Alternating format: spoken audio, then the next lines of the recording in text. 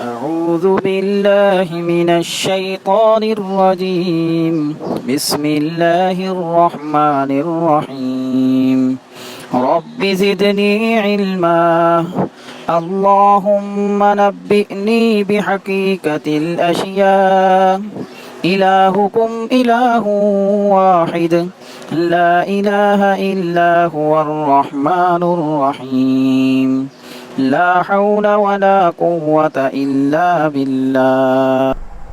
السلام علیکم۔ اللہ تعالیٰ نے زندگی کا جواز اعتدال میں رکھا ہے اور اس اعتدال کی حدود ہیں۔ قدرت میں کوئی چیز اعتدال کی ان حدود سے تجاوز نہیں کر سکتی۔ اس نظام زندگی میں کوئی چیز آزاد نہیں ہے۔ اگر کوئی چیز اپنی حدود سے تجاوز کرنے لگے دوسری چیز اسے اپنی حدود میں لے آتی ہے۔ بالکل یہی حال موسم کا ہے۔ کبھی موسم شدید ہوتا ہے، کبھی خفیف، کبھی گرم ہوتا ہے، کبھی ٹھنڈا۔ ان موسموں کے بدلنے سے زندگی اس کرۂ ارض پر قائم ہے۔ اس سارے نظام کو سورج اپنی حرارت سے ریگولیٹ کرتا ہے۔ یاد رکھیں سورج کی آگ زمین تک نہیں پہنچتی ورنہ سب کچھ جل کر راکھ ہو جاتا۔ زمین تک سورج کی روشنی اور حرارت پہنچ رہی ہے جو اس سارے نظام کو خواہ وہ خوراک کا نظام ہو یا موسم کا ریگولیٹ کرنے کی ذمہ دار ہے۔ یہ نظام کائنات چاہے کوئی چیز مردہ ہو یا زندہ، ایٹم ہو یا زندہ کلیہ، نظام خوراک ہو یا نظام موسم، سب کے پیچھے کیفیات ہی کام کر رہی ہیں۔ کیفیات چار ہیں: گرمی، سردی، خشکی اور تری۔ یہ ہمیشہ جوڑے کی شکل میں ہوتی ہیں۔ اکیلی کیفیت اپنا وجود برقرار نہیں رکھ سکتی۔ ان کیفیات میں گرمی اور سردی دو کیفیات فاعل ہیں اور خشکی تری دو کیفیات مفعول ہیں۔ فاعل کیفیت دوسری فاعل کیفیت کے ساتھ نہیں مل سکتی اور مفعول کیفیت دوسری مفعول کیفیت کے ساتھ نہیں مل سکتی۔ ہمیشہ ایک کیفیت دوسری مفعول کیفیت کے ساتھ مل کر جوڑا بنائے گی۔ اس طرح ان کے چار جوڑے بن جاتے ہیں۔ گرمی خشکی کے ساتھ ہوگی یا تری کے ساتھ، اور اسی طرح سردی خشکی کے ساتھ ہوگی یا تری کے ساتھ۔ قدرت کا اگلا اصول ہے، قدرت میں کسی چیز کو دوام نہیں ہے، نہ سکون اور نہ قرار، بلکہ ایک مسلسل سفر ہے، مسلسل تبدیلی ہے، یعنی یا وہ بڑھ رہی ہوتی ہے یا کم ہو رہی ہوتی ہے، کسی ایک جگہ ٹھہر سکتی ہے، نہ جامد ہو سکتی ہے۔ جس طرح انسان چلتے ہوئے اپنے پاؤں باری باری آگے بڑھاتا ہے، زندگی کی کسی بھی دوڑ میں آپ بھاگ کر تو جیت سکتے ہیں لیکن چھلانگیں لگا کر نہیں۔ مطلب ہے باری باری پاؤں آگے بڑھا کر چل سکتے ہیں، دوڑ سکتے ہیں، لیکن دونوں پاؤں اکٹھے بڑھا کر کسی بھی طرح اس مسلسل ریس کا حصہ نہیں رہ سکتے۔ جس طرح ہم پیدل چلتے ہوئے باری باری اپنے پاؤں آگے بڑھاتے ہیں، اسی طرح موسم کے بدلے میں کیفیات باری باری آگے بڑھتی ہیں۔ موسم بھی چھلانگ لگا کر آگے نہیں بڑھ سکتا، کیفیات گھسٹ کر آگے نہیں بڑھتی، باقاعدہ گھوم کر اور کرو بنا کر آگے بڑھتی ہیں۔ جس طرح زمین اپنے مدار میں بھی گھوم رہی ہے اور اپنے ایکسس پر بھی، اسی طرح کیفیات اپنے ایکسس پر بھی گھوم رہی ہوتی ہیں اور اپنے محور پر بھی گھومتے ہوئے آگے بڑھ رہی ہوتی ہیں۔ سال کے 4 موسم اور 12 ماہ، اس طرح ایک موسم کے حصہ میں 3 ماہ آئے۔ ان 3 مہینوں میں نیا موسم عروج پکڑ رہا ہوتا ہے، پچھلے موسم کے اثرات ابھی باقی ہوتے ہیں، پھر اس موسم کا عروج ہوتا ہے، وہ اپنے آپ کی شدت کے روح میں نافذ کرتا ہے اور آخر میں زوال کا شکار ہو جاتا ہے۔ اس بات کو سمجھنے کے لیے دن اور رات کو سمجھیں۔ صبح سورج طلوع ہوا، سورج کے طلوع ہونے سے پہلے اس کی روشنی ظاہر ہو گئی۔ صبح 10 بجے تک گزشتہ رات کی ٹھنڈک کے اثرات باقی تھے، سورج کی شدت محسوس نہیں ہوئی۔ 11 بجے تک گزشتہ رات کے اثرات ختم ہو گئے اور سورج کا راج قائم ہو گیا۔ 12 بجے سورج کا زوال شروع ہو گیا، لیکن 3 بجے تک گرمی کی شدت وہی محسوس ہوتی ہے۔ عصر کے وقت زوال واضح ہو گیا اور سورج کی تپش کی شدت میں واضح کمی محسوس ہونے لگی۔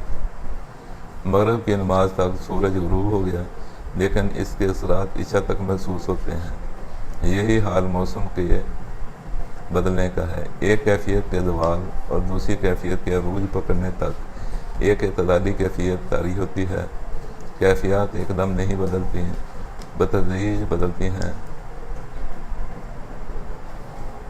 اس بدلاؤ کے دوران مخلوقات اپنے آپ کو نئی کیفیات سے نمٹنے یا اسے برداشت کرنے کے لیے اپنے آپ کو ڈھال لیتی ہیں۔ پھر نئی کیفیت کے عروج کا زمانہ آتا ہے، آخرکار وہ بھی زوال کا شکار ہو جاتی ہے اور اس سے اگلی کیفیت کے عروج پکڑنے کا زمانہ شروع ہو جاتا ہے۔ اس سارے نظام کو سمجھنے کے لیے دائرے کی ڈگریز کو سمجھیں۔ جب ایک کیفیت کا عروج ہوتا ہے اس وقت اس کا زاویہ 90 ڈگری پر ہوتا ہے اور اس کے مقابل کیفیت کا مقام 0 ڈگری پر ہوتا ہے۔ جب پہلی کیفیت 180 ڈگری پر ہوتی ہے تو اس کی مقابل کیفیت 90 ڈگری پر آ جاتی ہے۔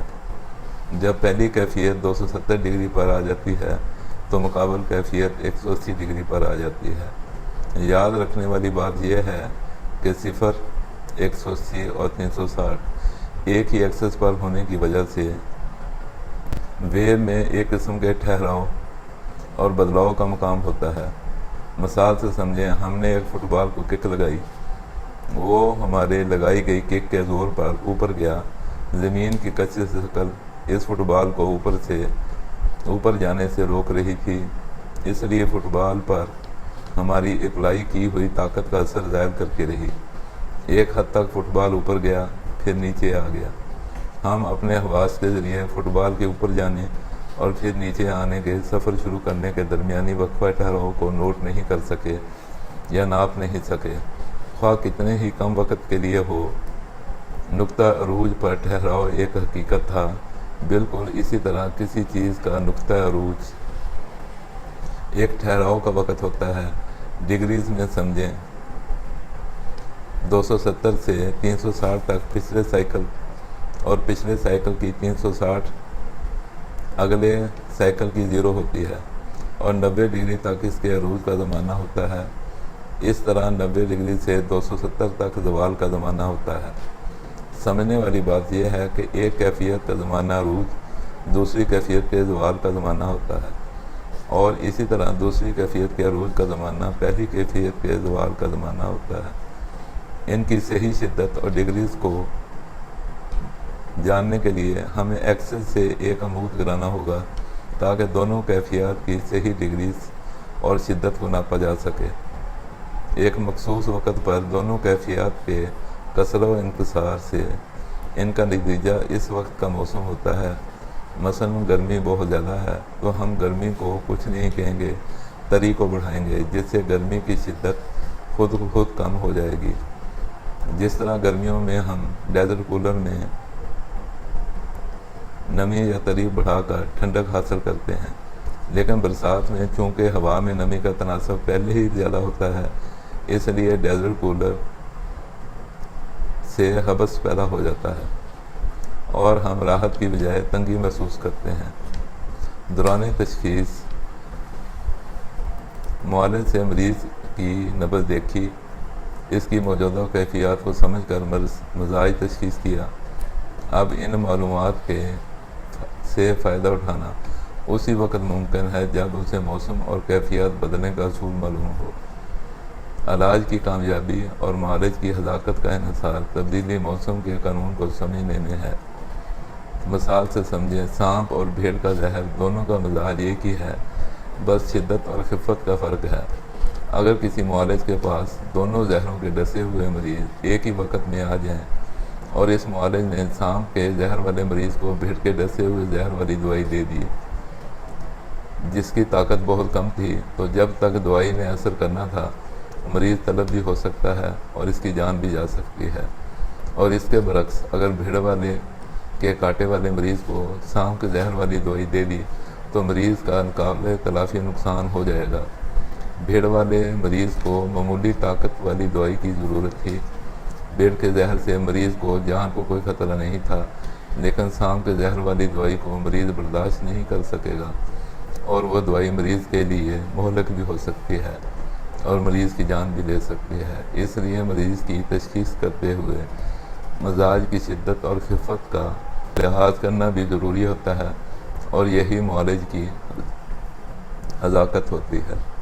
السلام علیکم۔